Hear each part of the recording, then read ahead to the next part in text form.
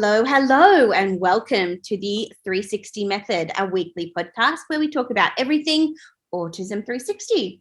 Each week, we'll be catching you up with what's going on in the program, chatting with team members and talking all things mindset, and exploring relevant ideas that autism parents think about. I'm your host, Ella Bailey. I'm an Autism360 veteran coach and explorer of all things parenting support. And today, hooray! I am joined by my very first ever Autism360 client and now colleague, Faith. Hello, how are you? Hi, I'm good, thank you. How are you doing? Yes, very excited to have you and to chat about your little man and what we did in the program and your experience. Yeah. So welcome to you, our lovely listeners. It's lovely to have you. I can't wait to share Faith's story with you and to hear your thoughts and feedback. If you're a program member or not, we'd still love to hear from you. So drop us a line at hello@autism360.com.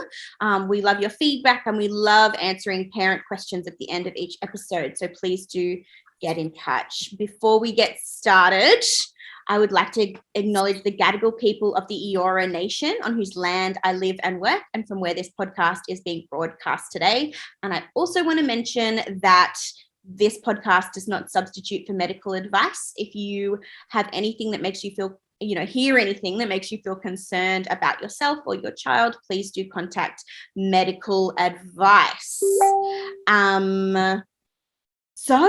Today's the day, lovely Faith. What's happening? No, I'm great. Thank you. Thank you for having me. This is exciting and scary all at the same time. Exactly. So for those who don't know, Faith is one of the linchpins here at the program. Before starting with us, Faith was a podiatrist and also mum to two beautiful kiddos, one of whom has autism. And today we're going to be chatting about Faith's experience as a parent on the program before she came to work with us. Faith did the program three times? Yes, I did. I did it twice.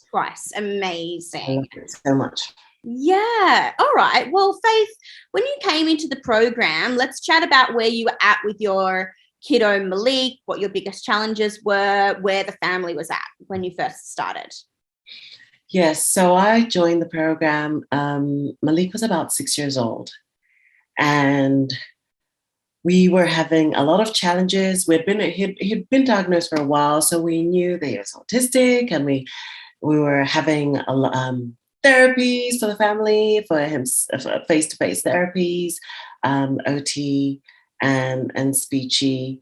But I was really struggling with day-to-day activities in the household. So I just wanted to look at goals that could help us with, or look at areas that could help us with stopping, or I shouldn't say stopping, helping him navigate his day. So with the activities that we had to do during the day, everything was a real hassle. It affected the family day to day. Just him being able to move from one activity to another. If, for example, it's getting changes in the morning or having breakfast and then finishing his breakfast and leaving for school, or coming out of the car. Sometimes it would be different activities through the day that would be a hassle for the whole family. So we really needed help with that. I was lost with what to do. The other challenge that we had was also just getting him, when he wakes up early in the morning, he would just wake up about 5 because he just did not sleep that well through the night. Yeah. It's improved now, but he couldn't sleep very well through the night. So he'd be waking up early in the morning, running to my room. I was a full-time podiatrist at the time, working very early in the morning. So I'd have to wake up early, but instead he would be waking me up even earlier than I would wish for. And then jump into bed and just disrupt the days just from the get-go. So we just really needed a lot of help navigating through our day. Yes. I hear that a lot with parents that, they are really you know, they can see that their child is making progress with face-to-face therapy. They do see the value, but they don't see it translating into the home. Was that something that you were? Yeah. Exactly. So with regards to him holding his pen right in OT, and, you know, him doing sort of the face-to-face activities that they would do sitting across the table and doing, he would be fine with that. But it was those daily, everyday challenges that needed to be ironed out, needed to be, you know, smoothed out, I suppose, so that not everything that we do, brushing your teeth, or just those daily day-to-day things that we face as parents were a hassle. Yes, absolutely. I remember right at the beginning when we started putting in place some support visuals for his getting dressed process, and that was so transformative for you.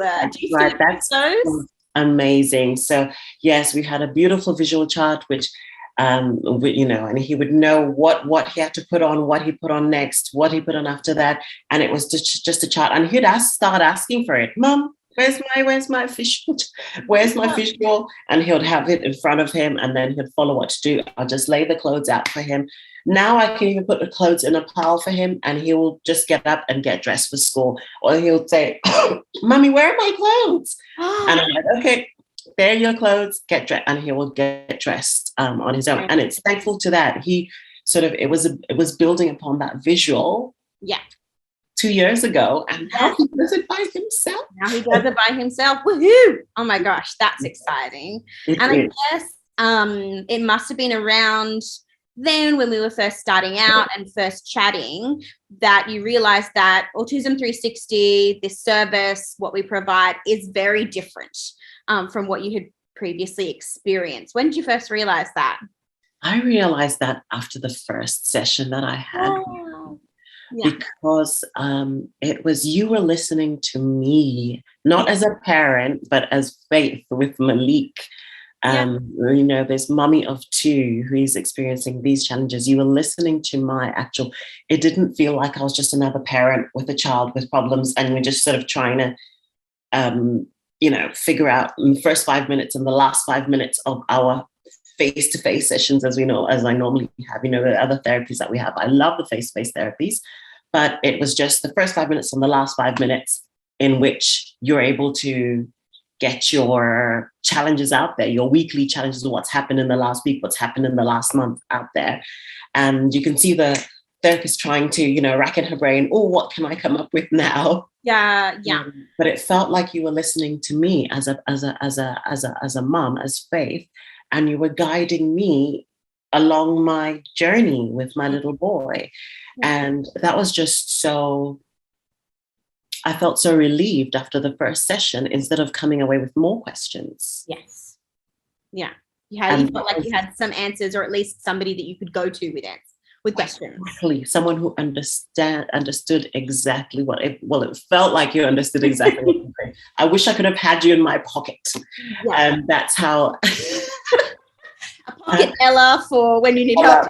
Yes, because you just it was just amazing having a guide. Yeah, I know. I mean, neurotypical kids don't come with a guide, but neurodiverse kids come with even less of a guide, don't they? Right. Yes, that's right. And as a parent, we go through this day to day. Like you said, our children don't come with a guide, but it's just knowing how to deflect from a situation and understand your child a lot more. I did not understand why Malik was doing these things. And it was just having the, you know, just thinking, wow, I'm going to learn a lot from this, from this program. That's how I felt. And that's how I felt right through the program. I just felt like I was learning more and more about my son every day, every week. Yeah. And so I guess there must have been some strategies. I mean, we talked about strategies every week, but, you know, problem solving those little struggles that he was having that, you know, you were facing and that sort of thing. But are there any that stick in your mind as like some really big breakthrough strategies that we've worked on? one of the ones that sticks in my mind is for the changing of activities from one area. For him specifically, what has worked always is the visual timer. And it was the way that you had explained that the timer would work for him, with regards to him having that thing that he can see, and how we, being able to just transition from one thing to the next. And it could be used for everything. I did not realize that the visual timer could be used for a host of different things, from him from him stopping, whether it's finishing his work that he's doing, even at school, because they started implementing it at school. And that was an amazing thing, because I think teachers don't always know what works for one particular child. They've just got a list of, I don't know, he used to carry a lanyard. Was it a lanyard thing? Yeah, a lanyard with lanyard. And that really never really worked for Malik. So I think it's just knowing the child and knowing what works for each child. And with Malik, visuals were amazing. And you were able to pinpoint on that, using the timer and using his cuddle rings. We love our cuddle rings. We love our cuddle rings. So the cuddle rings, do you want me to explain that, or do you want? Yeah, let's chat about the cuddle rings. What was it that we were struggling with that made me go away and dream up the cuddle rings? So Malik is very affectionate. He just loves people. So when reading about autism, when you're sort of just a parent navigating through autism, and even when he was a baby, and I'll be like, is he autistic? Isn't he autistic? When I was just, they'd always say, oh, they're antisocial. All kids on the spectrum are antisocial and hide underneath the tables away from other people and don't like to be. And Malik was the complete opposite. He loves people. He loves cuddles. He loves, to a point where it was very challenging, because he would want to, give the checkout lady a hug. Yeah, exactly. I mean, talk about not having a manual, Yes, exactly. Exactly. Or the postman would come in and deliver a parcel, and Malik's like, can I have a hug? And I'm like, oh. Yeah. Oh my goodness. So the cuddle rings, you came up with the wonderful, wonderful cuddle rings that now assist Malik in knowing which group of people, by association, his family, his teachers, his friends, well, he doesn't know, what level of affection, is that the right way to put it? What level of affection each person is, right? So it's also about personal space, learning about, Yeah, absolutely. And I think it's during that time we were so much working out, okay, what is the way that we can use Malik's personality, his own interests, his own motivations to describe the world to him in a way that makes sense. Malik really thrives when he has clear delineations around things. And I think that the reason that the cuddle rings worked really well for him and for the family was because, okay, when we can at least put like a clear line around something, it's a great basis to safely explore that independently. So when he knows, okay, these are the people that mum says it's safe for me to be X level of affection with, he then is safe to go out, explore that, see what that looks like without, accidentally doing something that, is not safe or is inappropriate or whatever. And how cool is that? I know. He's, and now I just sort of have to say, Malik, this is what are you supposed to do? And he won't. He'll be like, okay, high five. Yes, high five ring. High five. Yeah. Yeah. Instead of wanting to just cuddle everybody. Yes. Oh my gosh, he's such a beauty, isn't he? Big boy. Okay. Well, I mean, what do you think? I guess what do you want other parents to know? This is your chance. Here's your soapbox. What comes to mind?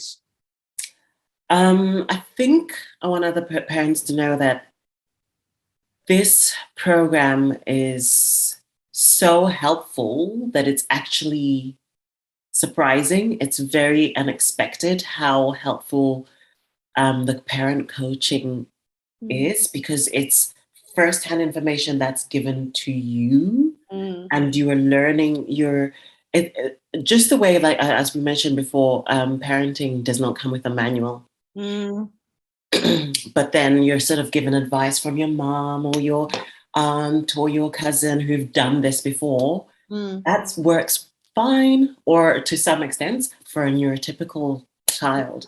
But when it's your kiddie who's on the spectrum, your mom actually can't give you that advice. No, it doesn't work the same. It does not work the same. So having a guide, a voice who understands what's happening, is able to tell you why things are happening, it becomes so empowering as a parent to be able to use that knowledge, use that advice. And then because it's, like I said, it's firsthand information given to you as the parent, you're able to then, it's like, it becomes second nature then. It becomes second nature, and you start doing things and thinking, oh, Ella said this, I put it in here. Oh, this is when I should use this. And then you can even reflect upon maybe a day that didn't go so well. Sometimes I have mornings that I'm just like, oh, I could have handled that situation a lot better by doing this, or by giving Malik a choice out of his sensory diet, because that's something that I learned. And you understand how things work and understand why your little boy or little girl why they do the things they do. Can I give an example? Absolutely.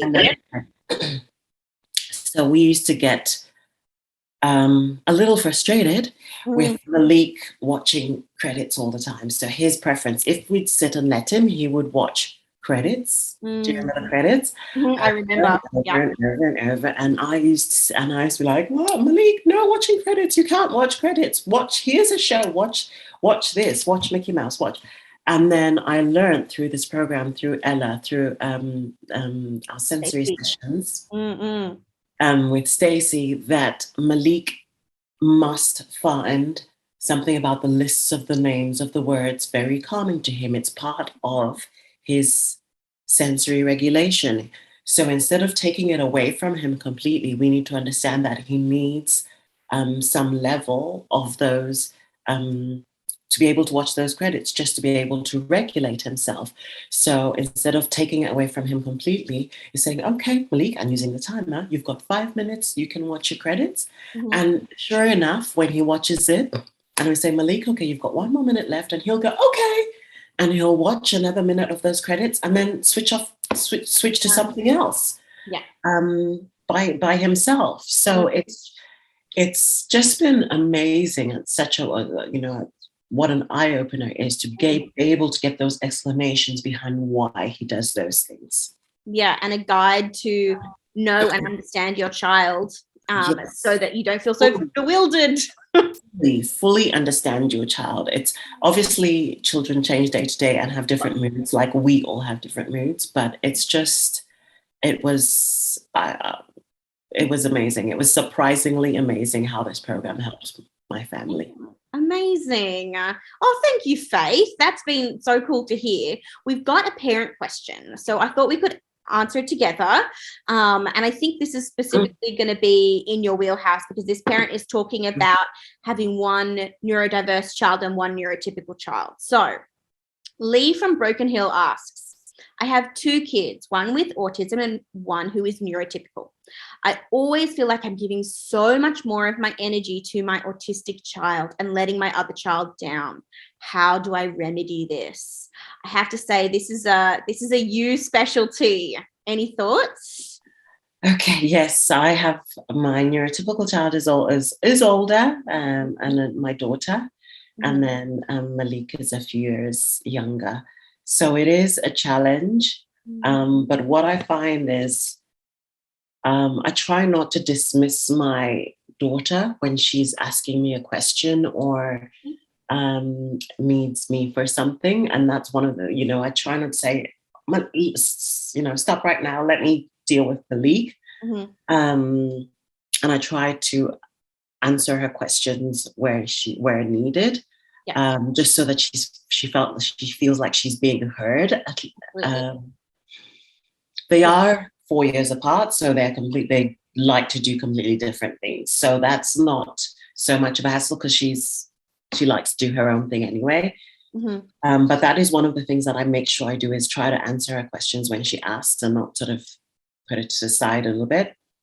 The other thing I try to do is just give her mummy-daughter time. She's a girl, so I'll sort of try to set, especially when it's they're in different schools. I look at the situation that I'm faced with. So they're in different schools, so they have different curriculum days. So when she's got a curriculum day and my son's in school, we go out. She likes Starbucks, so we go out for a Starbucks date. So I like to just make sure that I'm, giving her that time and showing her, attention and helping her that way. So that's my little 2 cents on that. I don't know if it helps. Yeah, I think one of the things that I have found makes a difference, for especially if you do have an elder sibling, an elder neurotypical sibling, you need to be honest with them without burdening them in a way that's going to be unhelpful. Be honest with them about what you can and can't do and why. Because I think, especially when they're young, they're still developing, etc. Often it's not so much about the fact that you can't give them maybe equal attention to their neurodiverse sibling, but it's about what they make the difference in the attention levels or the difference in energy mean about themselves. And what we can do is interrupt that thought process. So, for example, you're right, Jenny, I do have to spend more time with Oliver, but what I want you to know is that doesn't mean that I love you any less, or that doesn't mean that you're not as important to me, or whatever it might be, however is natural to phrase it. I think making that delineation really clear from the get-go is going to be really helpful, because it's natural and important for kids to want our attention. That's a survival strategy on their part. And we all have natural boundaries around how much attention that we can give. But if we can be really clear that all our kids are different and they all need different things from us, but that doesn't mean that they're less or more or worse or better or a favorite or a non-favorite. Be really upfront about that, be honest. And I think that that's going to go a long way to maintaining the underlying relationship. There are some really cool resources for siblings of children with disabilities. I'll link those in the show notes today. There's some really cool groups that they can go to where they can share their experiences and that sort of thing, which I think helps, because our kids do have, they've got support workers coming over to see them. They've got special appointments that they need to go to that for a sibling can feel like they're being left out. So it can be nice to have things that they get to go to as well, that's especially for them. And I think that you probably do a great job of that kind of thing, Faith. I actually also like to explain to my kiddos, or just remind them of how they've both grown. Yeah. And say it with, whilst they're both there. So I'll just be like, oh, Deja, remember when you couldn't do this? And now you do this. And Malik, remember Malik couldn't say mummy and couldn't say, and what was his first word? And she always remembers that. So she sees his growth, she sees her growth. So I feel like they can both be proud of each other and, in that way. So I think also just having that, remembering, that they're siblings at the end of the day, and they're so, just to remove that rivalry barrier. I know it's always there anyway, but just to not have that jealousy because she gets the attention. It's just like, no, be proud of your sibling and vice versa. We're on the same team. Absolutely. Oh, thank you, Faith. Lee, I hope that helps. Please get in touch if you have any other questions, or if you have questions for Faith. Parents, we would love to answer them on another podcast, or get Faith back on to have a parent Q&A. That could be cool. So thank you so much for listening. We will be back next week with another awesome, parenting, autism parenting content podcast. So I think we will wrap it up there. Thank you for coming on, Faith. And until then, 360.